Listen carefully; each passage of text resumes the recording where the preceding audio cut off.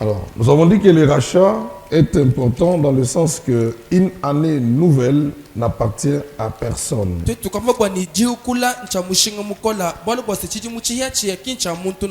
Elle devient vôtre lorsque vous pratiquez les cérémonies de rachat. En quelque sorte, l'année vous reconnaît et votre place vous reconnaîtra aussi. Sinon, vous serez comme quelqu'un qui vient en observateur dans l'année ou qui tombe comme une victime. C'est l'intelligence que nous devons partager dans toutes choses. Tout ce qui est nouveau, tout ce qui n'est pas encore connu, ta présence. Que ce soit ta propre parcelle construite, que ce soit une nouvelle acquisition que tu venais de faire. C'est pourquoi Dieu demandait toujours qu'on lui fasse des offrandes d'action de grâce. C'était pour mettre en connexion la personne avec sa nouvelle acquisition. Et c'était aussi pour placer la personne comme propriétaire de la chose acquise. Alors, c'est pourquoi nous allons parler de toutes ces choses, comme c'est dans le cadre de l'enseignement et de la prière, et puis on va arriver à faire quelque chose d'important.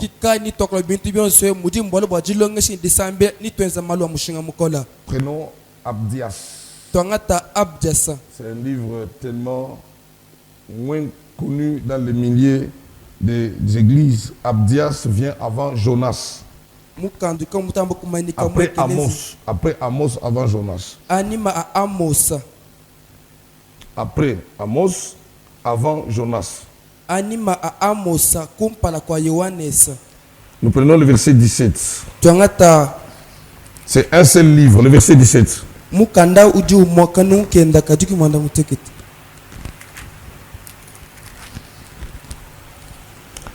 Mais la délivrance sera sur la montagne de Sion, et elle sera sainte, et la maison de Jacob reprendra ses possessions. La délivrance sera sur la montagne de Sion. Elle sera une sainte délivrance. Et la maison de Jacob reprendra ses possessions. Déjà par la deuxième phrase, vous comprendrez que la maison de Jacob n'est pas propriétaire depuis un certain temps de ses possessions.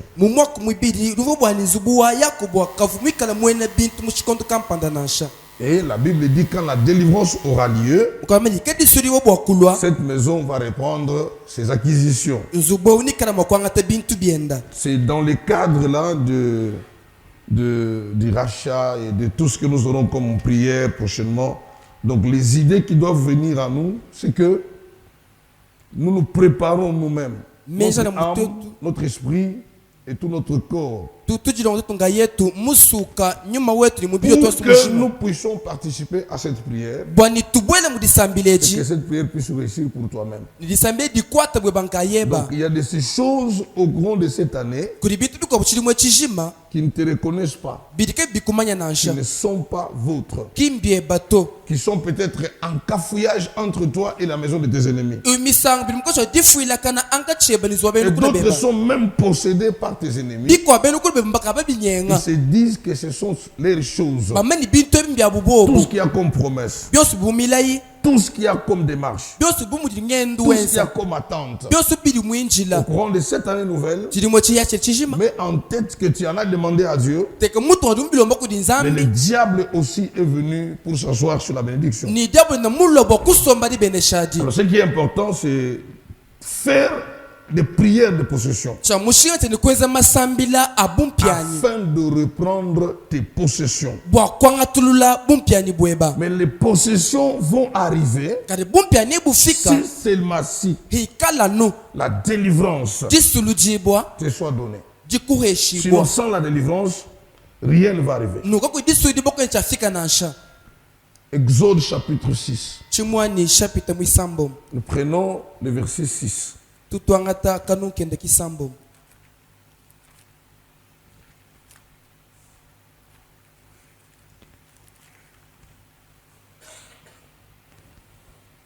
C'est pourquoi dis aux enfants d'Israël,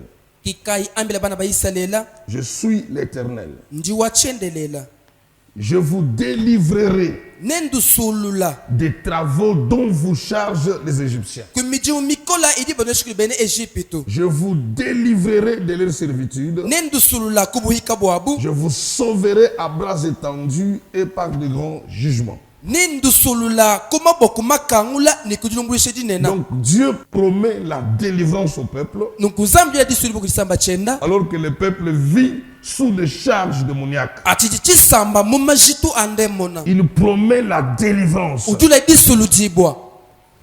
de la servitude parce que son peuple est chargé de mauvais esprits, des travaux durs que lui donnent ses ennemis.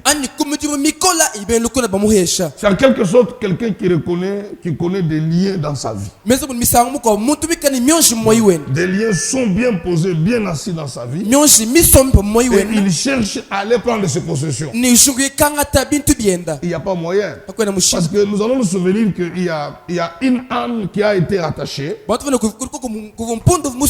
La Bible dit personne n'était monté sur elle. Mais elle était toujours attachée depuis sa naissance. Quand Jésus arrive, il comprend qu'il y a une âne attachée qui est innocente. Et personne ne l'a jamais utilisée. Donc Jésus voulait se faire premier utilisateur de l'âne. Il dit aux serviteurs, allez les détacher. Donc, nous allons comprendre toujours que lorsque quelqu'un est attaché à quelque chose, d'une manière démoniaque, d'une manière de la servitude, la personne ne pourra pas bouger. Rien ne peut arriver à toi et tu ne peux jamais arriver à là où tu espères arriver. Or, la possession peut se manifester sur toute part de la vie. Sur toute part, n'importe où. Ça s'appelle une possession jusque dans l'imagination. Il y a des gens qui ont des possessions dans la pensée. Dans la pensée. C'est juste leurs pensées qui sont toujours captives à quelque chose. Il y a des possessions aussi par la conception, par votre cœur. Les gens conçoivent toujours les mauvaises idées. Mais il y a aussi des possessions par les actes que la personne pose et par le comportement que la personne manifeste. Mais aussi des possessions familiales. Il y a la possession des milieux. Il y a la possession des territoires. Donc, dans chaque secteur, quelque part de la vie, il y a une activité démoniaque qui ne permet pas à la personne de se manifester ou de se mouvoir dans sa bénédiction. Alors Dieu promet à Israël l'affranchissement ou la délivrance parce que il voit que son peuple est encore dans la servitude. C'est très important. Alors nous prenons aussi Exode chapitre 1er. Exode 1er. Prenons le verset 11. Qu'on établisse sur lui de chef de corvée afin de l'accabler des travaux pénibles. Qu'on établisse sur lui, sur eux, des chefs de corvée. Donc, des corvées, ce sont de travaux dont votre cœur n'est pas d'accord. Donc il y a des choses qui arrivent comme ça. Vous n'êtes pas d'accord d'une certaine vie, mais la vie ça s'impose sur vous. Vous n'êtes pas d'accord, mais ça s'impose. Et cette imposition, c'est une imposition qui vient d'un cas adverse. Malgré que vous ne voulez pas ça, mais ça vient toujours. Parce que ça a été recommandé, ça a été envoyé, ça a été dit de cette manière-là. Parce qu'il y a de ces choses qui arrivent. Parce que ça a été recommandé avant ta naissance. naissance. Avant que tu ne viennes. Mais du fait que tu viens ou tu vas naître de ce sang-là, tu dois être victime de ces choses. Ça vient de papa ou de maman. Ça vient parce qu'avant papa, il y avait ses ancêtres qui avaient laissé des paroles par cérémonie, qui avaient prêté des serments publics pour dire que nous, nos descendants, vous devez marquer ça sur les vies. Alors, tu fais partie de la descendance de ces gens-là, de ce peuple-là. Et aujourd'hui, tu es accablé par certaines situations. Tu n'as pas de paix, tu n'as pas de repos. Et les choses ne marchent plus convenablement sur toi. C'est à toi, c'est à moi dont Dieu promet la délivrance. La promesse de la délivrance a sa démarche. Définissons à la manière simple, la manière que j'ai compris la délivrance. J'ai pris quelques délivrances juste pour l'asseoir selon les besoins de nos prières. C'est simple, vous allez comprendre. Qu'est-ce qu'une délivrance? La délivrance, c'est un système. C'est un système qui apporte la liberté. Qui apporte la liberté de l'esclavage. C'est un système de vie. Un système qui vient dans la vie d'une personne et qui lui apporte la liberté du péché, de l'esclavage ou de la malédiction, ainsi de suite. Tu peux remplacer même l'esclavage des liens, qui te donne la liberté des liens. Alors, c'est aussi un système qui met fin à tout esclavage. Qui met fin à tout esclavage. La délivrance, quand ça arrive, ça vient mettre fin à tout esclavage. Tu n'es plus esclave du péché. Tu n'es pas esclave des esprits de famille. Tu n'es pas esclave de ce qui t'est bloqué hier. Tu n'es pas esclave de la cigarette. Tu n'es pas esclave de mauvaises pensées. Tu n'es pas esclave de masturbation. Tu n'es pas esclave de l'impudicité. Tu n'es pas esclave des injures. Donc tu n'es pas esclave. Tu remarques que tu n'es plus esclave. L'esclavage est tombé. C'est aussi un système. La délivrance est aussi un système qui nous permet d'expérimenter une nouvelle vie et qui établit la victoire. La délivrance établit la victoire et l'autorité de Jésus. Donc ça nous permet d'expérimenter une nouvelle vie et d'établir la victoire et l'autorité de Jésus sur Satan, sur le diable, sur les démons, sur le mauvais esprit, sur les maladies, sur le chômage, sur quelque chose d'injuste qui existait sur quelqu'un. On expérimente quelque chose, une nouvelle vie. On expérimente une main de Dieu qui vient la manière d'établir, d'imposer la victoire de Dieu sur Satan le diable, sur la maladie, sur les problèmes familiaux, démoniaques.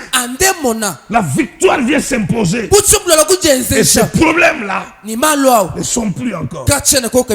On remarque qu'il y a la victoire sur les maris de nuit, la victoire sur le célibat, la victoire sur la stérilité, quelque chose qui était là par la puissance des ténèbres. Et Dieu te donne la victoire. La délivrance, c'est amener à manifester au quotidien ce qui est déjà achevé et établi par Dieu.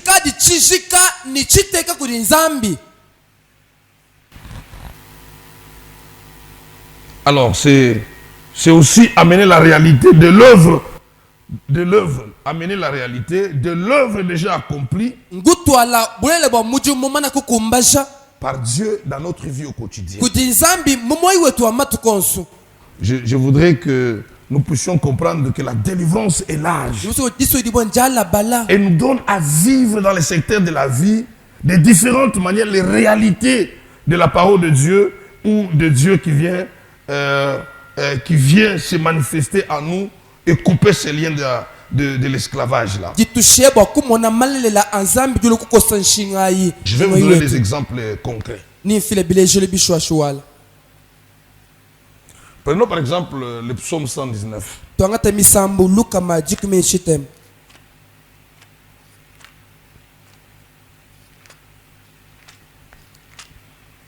Vous avez un don, mais vous êtes en train de voir comment le diable est en train de vous ravir ces dons. Et puis vous voulez aller dans un mariage qui n'est pas vôtre. Mais vous voulez seulement partir les enseignements qu'on vous donne. Vous les mettez d'abord là-bas. Vous, c'est d'abord à aller là-bas. Et puis quand vous allez souffrir, vous rentrez encore. C'est un travail inutile, ça. Ce sont des choses que nous, comme nous sommes en train de les parler. C'est ça l'esclavage. Le verset 89. La Bible dit, à toujours, ô Éternel, ta parole subsiste dans le cieux. À toujours. À toujours. Mon frère, à toujours. Ta parole, ô Éternel, subsiste dans les cieux. Non, subsiste, ça reste. Non, ça a été toujours là. Ta parole a toujours été là dans les cieux. Maintenant, à cette parole, c'est défini à chacun selon son besoin. Nous n'avons qu'à voir Genèse 1. Regardons cette parole, comment elle se manifeste jour pour jour. Elle vient faire le travail du jour pour jour. Chaque jour avait son besoin par rapport à la parole. Et la parole de Dieu qui tombait chaque jour, elle venait programmer dans le jour chaque besoin. Donc la parole qui subsiste là, ça subsistait avant que toi tu viennes. Avant que toi tu vives, avant que tu sois créé, avant que tu sois né, avant que tu sois chrétien, il y a une parole de Dieu pour toi qui subsiste toujours, qui est dans les dépôts éternels. Voilà, il faut que toi, en cherchant ta délivrance, tu cherches aussi cette parole qui a été dite pour toi avant la fondation du monde. Psaume. Misambo. 86. Verset 3.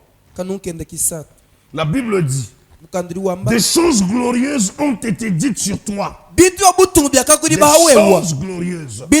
Donc des paroles glorieuses. Des paroles bien programmées par Dieu au ciel ont été déjà dites sur toi avant que tu sois né. Des paroles déjà bien programmées étaient dites sur toi.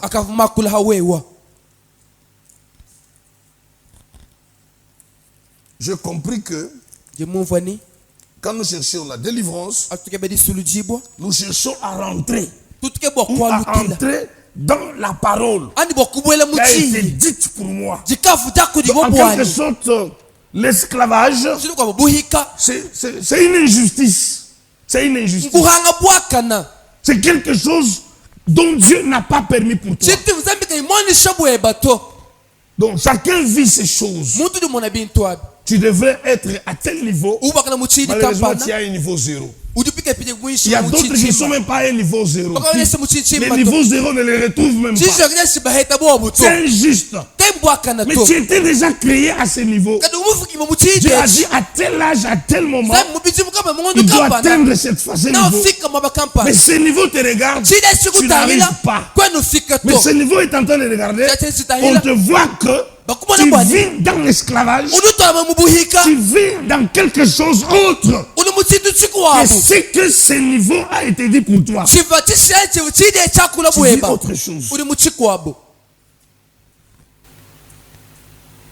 Bien-aimé, il y a de ces qui sont ensemble avec nous. selon ce qui a été dit sur eux. Dieu a prévu qu'à cet âge, à ce moment, ils seront ceci, ils seront cela. En bien et le bien là d'une manière de 100%. Mais malheureusement, les maltraitances démoniaques n'ont pas permis que la personne atteigne ce niveau. Il tombe dans une famille et dans une vie, dans une situation ou des situations engagées contre lui, qui ne lui permet pas d'arriver même à la porte ou au début de la situation nouvelle, bloqué en tout et pour tout. Rien ne marche. Le diable peut permettre que ta vie soit toujours une vie qui pleure. Une vie qui se lamente. Parce que tu es dans un truc là. Vous vous demandez comment je me retrouve ici. Comment j'appartiens à cet homme. Comment je vis dans ces histoires. Mais il n'y a pas moyen de sortir. Et vous n'êtes pas laissé à vivre ça. Quand tu regardes derrière toi, quelqu'un de ta famille a une vie semblable au vôtre. Donc il y a des choses qui ne s'expliquent pas. Et les gens sont là. Ils ne cherchent pas la délivrance. La délivrance est une liberté. C'est une manifestation qui doit se vivre au quotidien par rapport à une œuvre de Dieu achevée sur toi. Ce que Dieu avait déjà dit pour moi. Pourquoi je ne le vis pas? Pourquoi je ne le vois pas? En se posant ces questions, t'amènent dans les démarches de chercher maintenant Dieu et d'aller vivre Dieu. C'est là que nous prions, c'est là que nous gênons, c'est là que nous refusons ceci ou cela, c'est là que nous commençons à nous sacrifier, c'est là que je ne bois pas, je ne fume plus, c'est là que j'abandonne certaines amies, j'abandonne certains milieux. Je cherche à comprendre que toutes ces choses-là dans lesquelles on m'a placé, bien sûr ça me donne des avantages, mais c'était une manière de me bloquer, mais de m'engager dans une distraction profonde pour que je ne devienne pas ce que Dieu a déjà dit. Quand on commence à comprendre, on commence à chercher sa délivrance. Où est ma liberté? Où est la réalité de l'œuvre de Dieu sur moi? On commence à les chercher.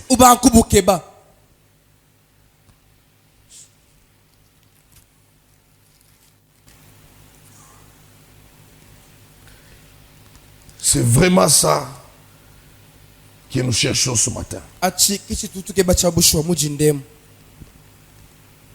Nous cherchons que Dieu s'engage.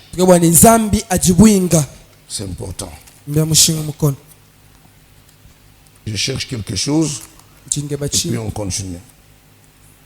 Exode 25.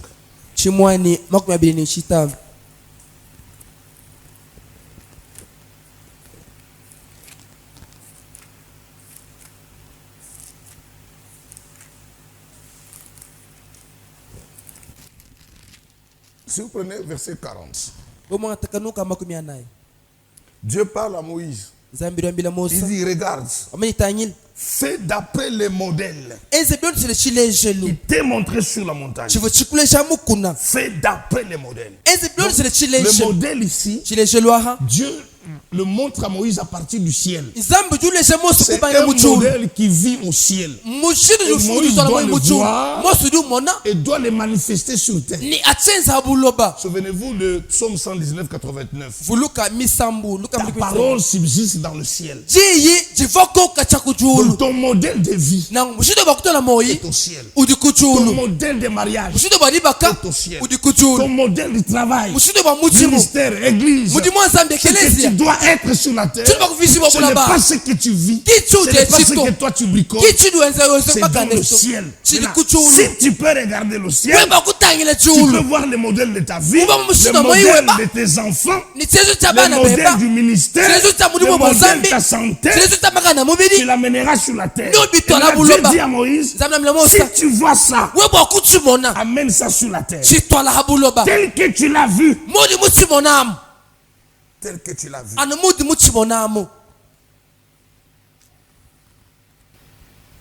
Ce sont des choses importantes parce que le diable, il connaît qu'en venant en Jésus, Nous ne sommes plus ceux qui devraient penser sur nous. Nous sommes un peuple déjà changé. Mais en fait, lui vient, il vient avec les terroristes.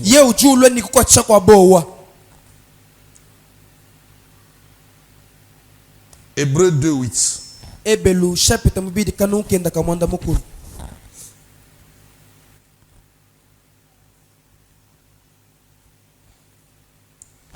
Tu as mis toutes ces choses sous ses pieds.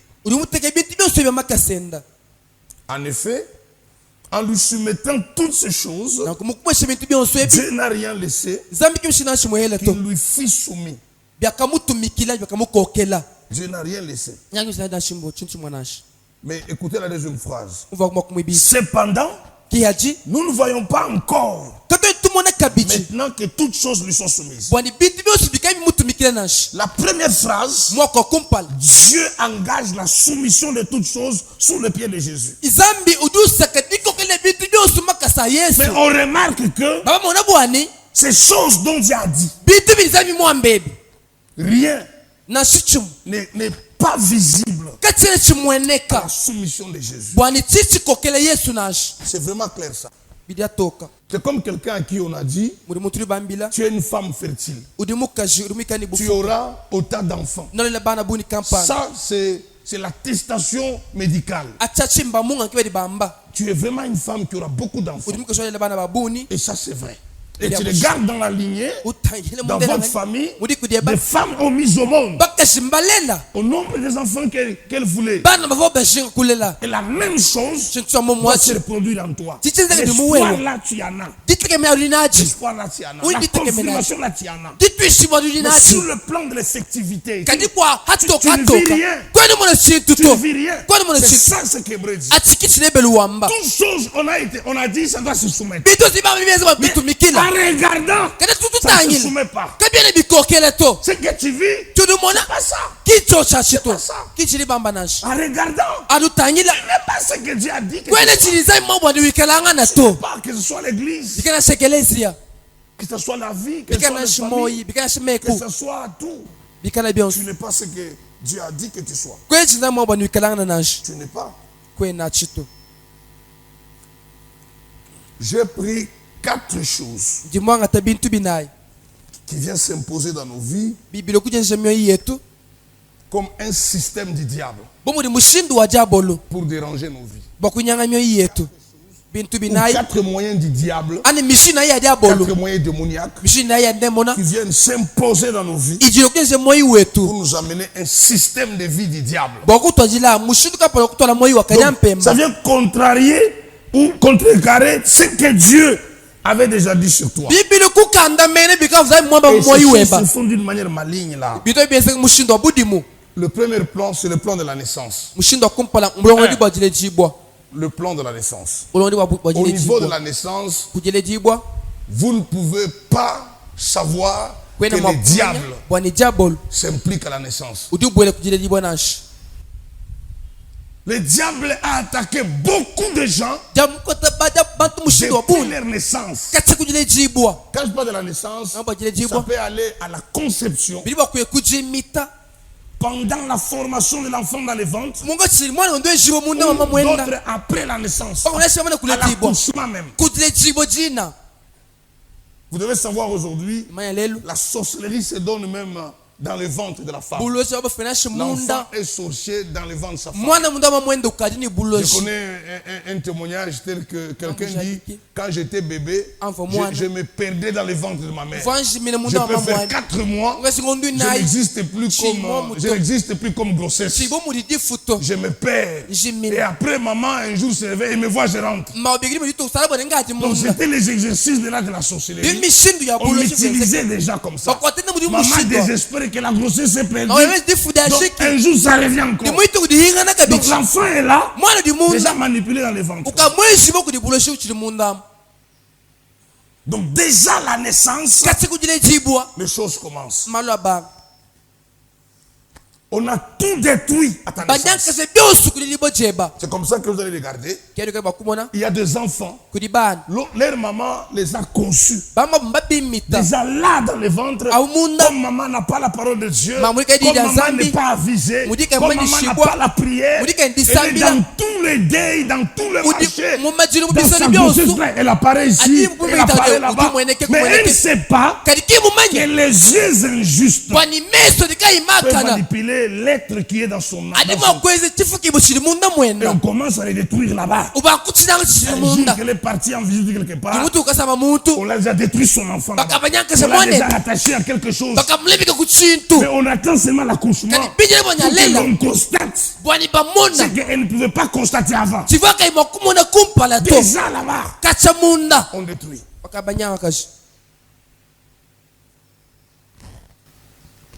Nous avons ce verset, Exode chapitre 2.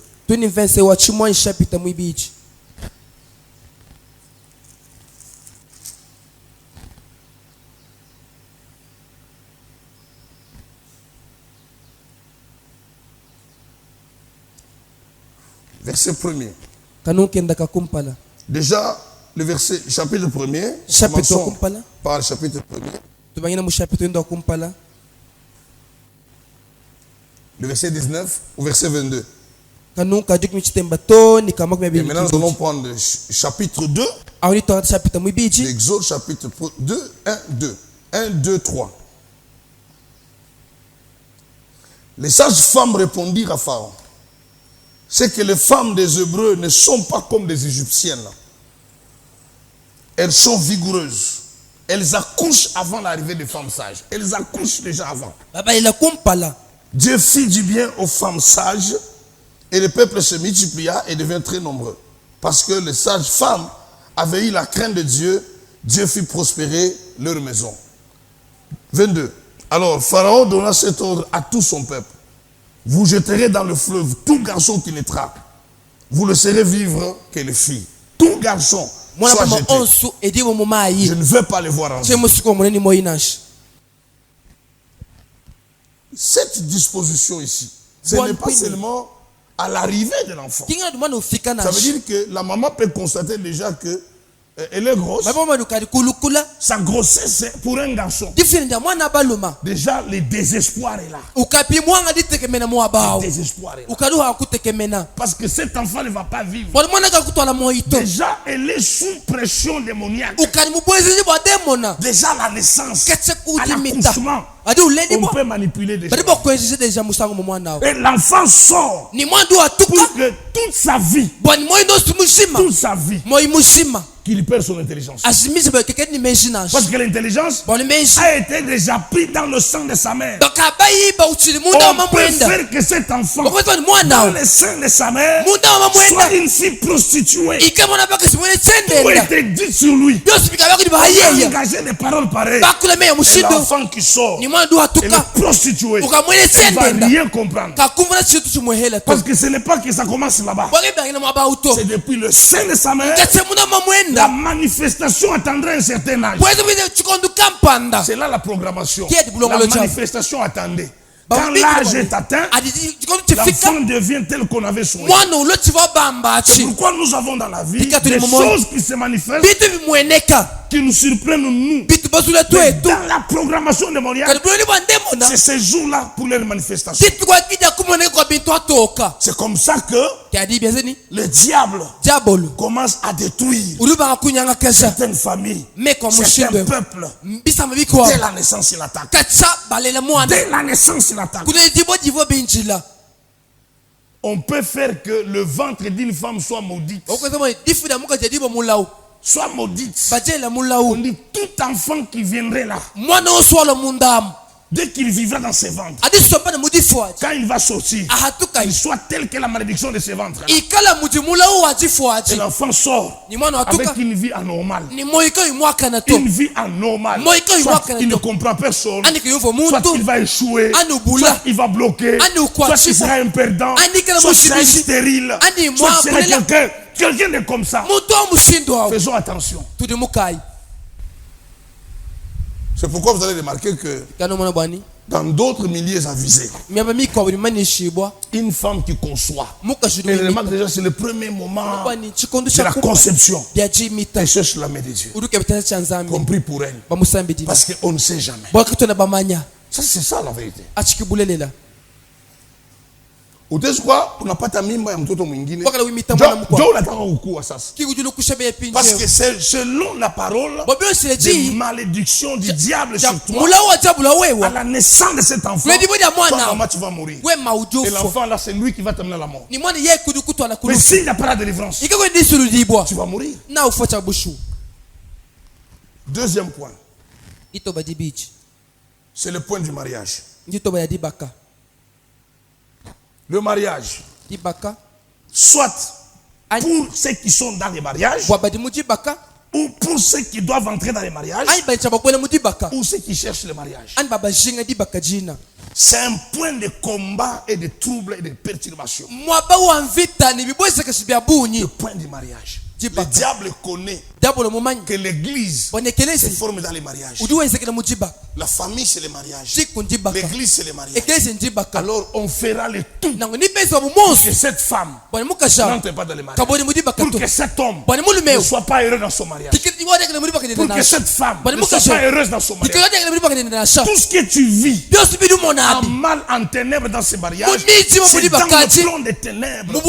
Sachant que tu devrais être une femme heureuse. Tu devais donner des rois et des reines. Des gens qui vont jouer des rôles importants dans le monde et dans la vie. Alors on te complique dans les mariages. On te donne un homme qui ne t'écoute pas. On te donne une femme qui ne t'écoute pas. Il y a des choses, des incompréhensions.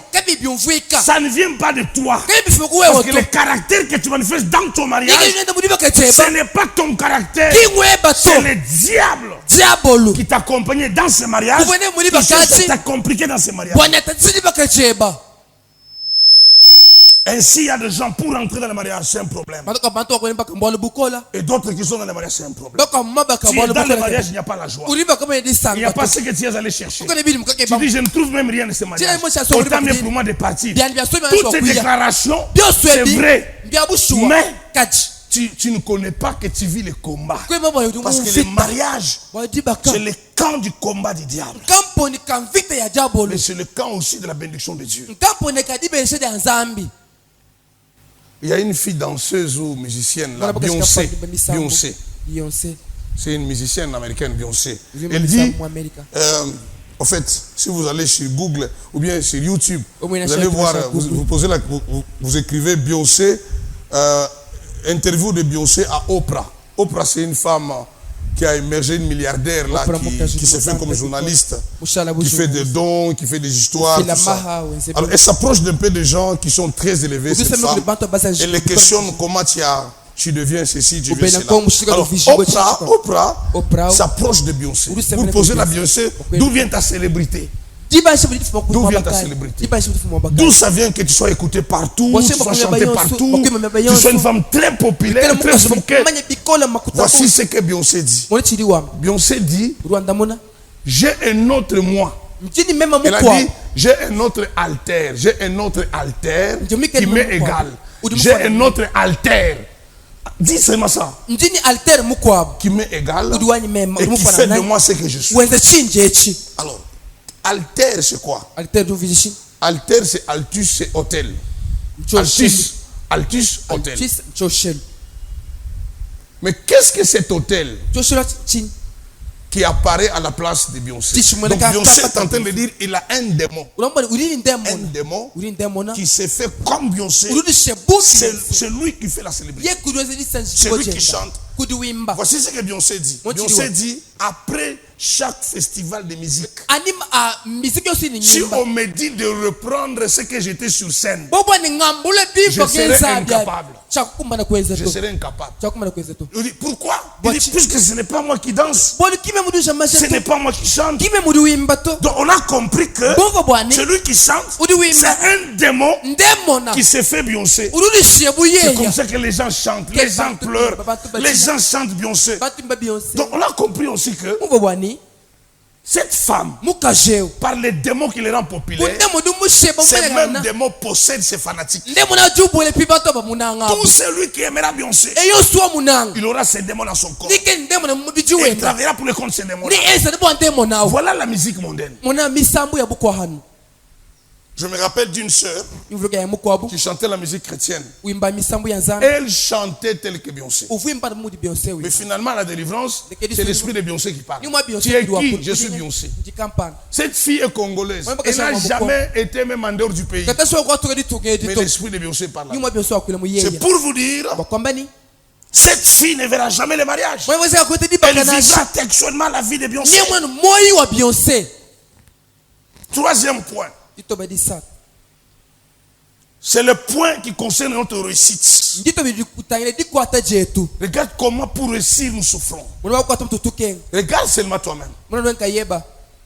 On ne mange pas bien, on n'attrape pas les moyens facilement, on n'a pas le travail, on n'a pas un bon mariage. Si nous avons l'argent, ça va se dissiper vite. Nous sommes engagés à beaucoup de choses à la fois. C'est dans les plans du diable de nous faire réussir, de nous faire échouer dans notre réussite. Regarde seulement nos églises. C'est vide. Parce que les gens ne veulent pas s'engager. Le diable ne veut pas que nos églises soient pleines d'âmes. Parce que ces âmes-là, ils vont célébrer le royaume de Dieu. Alors, on combat la réussite de l'église. C'est pourquoi à l'église il y a des problèmes. Des frères entre frères, sœurs entre sœurs, des complications juste pour bloquer l'église. Juste pour bloquer l'église. Chacun cherche à justifier. Mais ne sachant pas que c'est le combat que le diable engage pour que nous réussissions. Quatrième point, c'est notre avenir, notre destinée. Nous n'avons qu'à regarder comment on n'arrive pas à entrer dans notre destinée. C'est difficile. J'ai entendu une sœur qui dit, inutile pour moi de vivre, autant mieux pour moi que je meure. Elle dit, je ne sais pas ce que je fais sur la vie. Je ne sais pas ce que j'apporte. Donc elle se voit confuse. La confusion, c'est le diable qui l'engage. Et c'est maintenant le diable qui l'a fait parler comme ça. Elle ne sait pas que c'est le diable qui fait parler. Dieu nous donne le moyen de nous en sortir. C'est la délivrance. Et la délivrance, c'est quoi? C'est chercher à quoi on est attaché d'une manière démoniaque, d'une manière injuste. Chacun a un petit démon, chacun a une possession, chacun a un lien. Attaché à ces liens-là, tu ne peux pas émerger. Tu ne peux pas vivre la paix et la joie. Je te dis la vérité. Une fille, on lui a donné un nom. D'après le nom lui donné, ce nom veut dire mariage de famille. C'est comme ça qu'on a dit. C'est non. D'après la définition de ce nom-là. Ça signifie mariage de famille. Cette fille est mariée. C'est un homme convenable, un homme responsable. Cette fille-là fait des problèmes chaque jour à cet homme. Au début que les gens qui sont à l'extérieur disent, mais cette fille ne comprend rien. Regarde son homme. Regarde comment elle est à l'aise. Elle voyage partout. Elle vit bien. Chacun commande sa manière. Il n'y a qu'elle qui ne peut pas comprendre. Parce que son nom veut dire mariage de famille. Un jour dans la prière, on découvre que mariage de famille, ça veut dire celle qui est mariée pour toute la famille. Toute la famille veut dire, même au village, elle est mariée. Elle est la femme des esprits de famille. Elle ne doit pas vivre avec un homme physique. Vivre avec cet homme, elle fera des problèmes. Ce n'est pas sa place. Ce n'est pas son mari. C'est comme ça qu'on a fait d'elle. C'est ce que le diable fait. On t'amène chez un mari, chez une femme. Vous ne parlez pas le même langage. Parce que toi, tu es mari d'une autre femme. Tu es la femme de notre mari. C'est ça le problème. Dans la lignée d'où tu viens, on t'a marié à d'autres hommes. On t'a marié à d'autres femmes. Donc tout ce que tu manifestes là, C'est pas ta raison. Ce n'est pas toi. Ce sont les manifestations démoniaques telles que consignées pour ta vie et que tu sois de cette manière-là. Les incompréhensions, tout ce que tu vis. On a pris cette fille-là par révélation. On l'amène au village. On arrive au village. On dit que cette fille a été liée à cette rivière qui entoure le village. Donc cette fille-là a été introduite dans les eaux de cette village. Elle est là. Donc vivre dans cette maison, c'est pas sa place. Cet homme-là, il peut même mourir. Parce que cette fille est mariée aux esprits de cette village. Chaque esprit dans ses eaux est son mari. On doit la faire tourner à ces rivières-là. On la tourne à la première rivière. Deuxième rivière. Troisième rivière. Cinquième rivière. Sixième rivière. Septième rivière. La fille n'arrive pas à tourner. Elle commence à tomber. Elle commence à s'agiter. Donc cet esprit refuse. C'est comme ça qu'il a refusé. C'est pourquoi il ne veut pas qu'il tourne. Mais comme cet homme déjà avait la puissance, la fille a fini par tourner. Quand elle tombe, elle va tomber comme quelqu'un qui était mort. Des gens ont des vies pareilles. Des gens ont des vies pareilles. Des gens ont des vies pareilles. Quand nous prenons, en terminant, Genèse 14.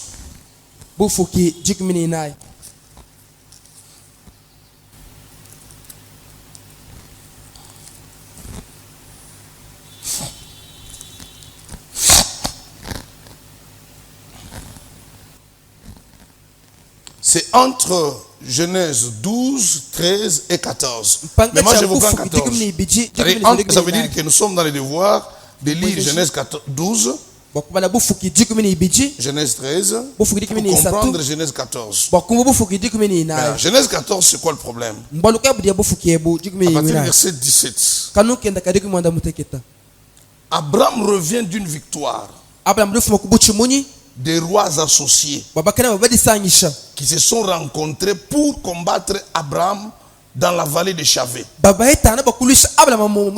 Cette vallée, on l'appelle la vallée du roi. Voici ce qui est dit dans ces vallées. Ces vallées, c'est un lieu d'échange, un lieu de transaction, un lieu de commerce, un lieu d'affaires. On amène Abraham là-bas. Alors que là où il vient, il est vainqueur. Mais Abraham se retrouve dans cette vallée, entouré de ces rois de Sodome, qui doit parler à Abraham. Et quand vous écoutez ces gens-là, au verset 21, les rois de Sodome dit à Abraham, donne-moi les personnes. Et prends pour toi les richesses. Pourquoi il dit ça? Parce qu'il sait que cet endroit, c'est un endroit de transaction, c'est un endroit d'échange d'hommes. Tu donnes les hommes, tu donnes la richesse. Tu donnes les hommes, tu donnes l'argent. C'est un lieu de tout échange. Au même moment qu'Abraham parlait avec ses rois, apparut aussi Melchisedec. La Bible dit Melchisedec apparut dans la vallée. Au même moment là, Melchisedec apparut. Et à l'apparition de Melchisedec, il vient directement avec le pain et le vin dans la vallée là. Pourquoi Melchisedec apparaît avec le pain et le vin? Et pourquoi Abraham doit avoir la présence d'esprit de lui donner en échange aussi la dîme? Parce que ce lieu est un lieu d'échange. Ça, c'est très important. Lui qui vient avec le pain et le vin, c'est tout ce qui lui a été recommandé au ciel pour la délivrance d'Abraham. Et ce qu'Abraham donne, c'est sa part pour le rachat de la vallée, pour sortir de la vallée et sortir de la pression de ce roi. Pourquoi Abraham doit poser cet acte? Parce que bien avant, Abraham cherchait les richesses. Il apparaît devant le roi démoniaque. Le premier roi va aimer la femme d'Abraham, va coucher avec la femme d'Abraham. Abraham sort perdant. Dieu punit le roi là. Le deuxième roi, Abraham va avec sa femme chercher la richesse. On prend encore la femme d'Abraham. C'est la troisième fois qu'Abraham se retrouve avec d'autres rois encore. Dieu voyant qu'Abraham ne doit pas être toujours perdant, c'est comme ça il envoie Melchisedec. Bien aimé, écoutez. Dans la vie, il y a des gens qui perdront à l'entrée de la porte. Parce que le diable enverra un esprit. Voyant que tu as l'argent, on envoie les deuils. Tu as l'argent, on envoie un problème. Parce que cet argent, ça a été dit que ça ne doit pas répondre à tes besoins. Tu as un enfant que tu attendais. Tu as la grossesse. Au 8e mois et demi, l'enfant doit sortir et doit mourir. Tout ça, c'est quoi? C'est la pression de la vallée.